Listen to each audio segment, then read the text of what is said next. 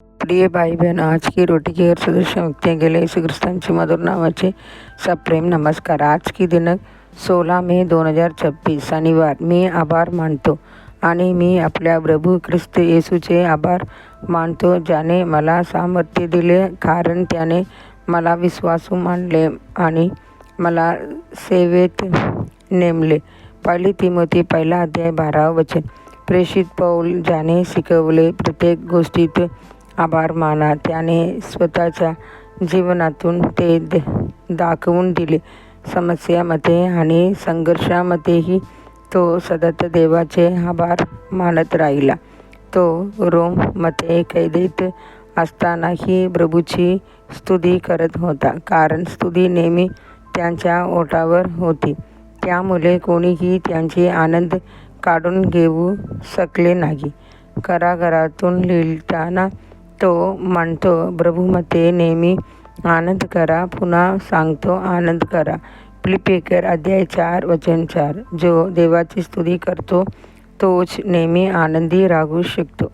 जेव्हा पौलाने देवाने त्याला दिलेल्या गोष्टीचा विचार केला, पापाची क्षमा, तारण, आनंद, जीवन, दैवी आनंद आणि शांती, तेव्हा तो शांत राहू शकला नाही। तो उतरला देवाचे आभार असतो, त्यांचे अवर्णनीय देणगीसाठी।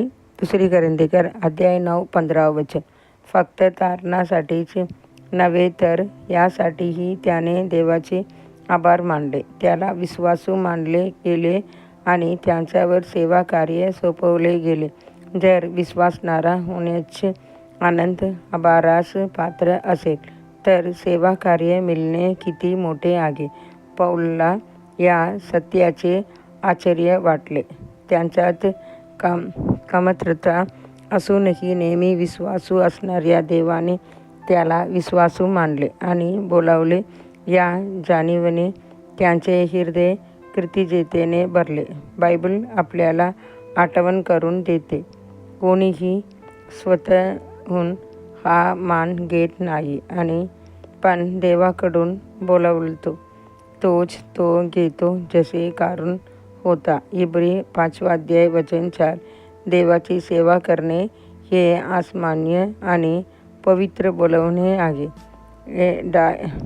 David L. मूडी यांचे विचार करा। त्यांनी सुरुवात केली ती मुलांना रविवार शाळेत आणण्यापासून। देवाने त्यांची विश्वासूपणाची सन्मान केला आणि त्याने एक मगान सुरुवातीक बनवले। प्रिय देवाचे लेकरा, जर प्रभूने तुझ्या हातात सेवा कार्य दिले असेल, आदराने सेवा कर, प्रामाणिकपणे सेवा कर आणि विश्वासूपणे सेवा कर। तुझे जीवन कृतज्ञता आणि समर्पणाने भरलेले असू दे। त्यांचे आभार मान, कारण त्याने तुला त्यांची सेवा करण्यास योग्य मानले। अधिक चिंतनासाठी वचन। त्यांचे सेवक त्यांची सेवा करतील, ते त्यांची चेहरे पाहतील, पण त्यांचे नाव त्यांच्या कपाळावर असेल। प्रकटीकरण 22 अध्याय वचन 4। आजचे बायबल वाचन सकाळी 2 राजा 24 अध्याय 25 अध्याय, संध्याकाळी योगान 5 अध्याय 1 से 24 वचन। धन्यवाद।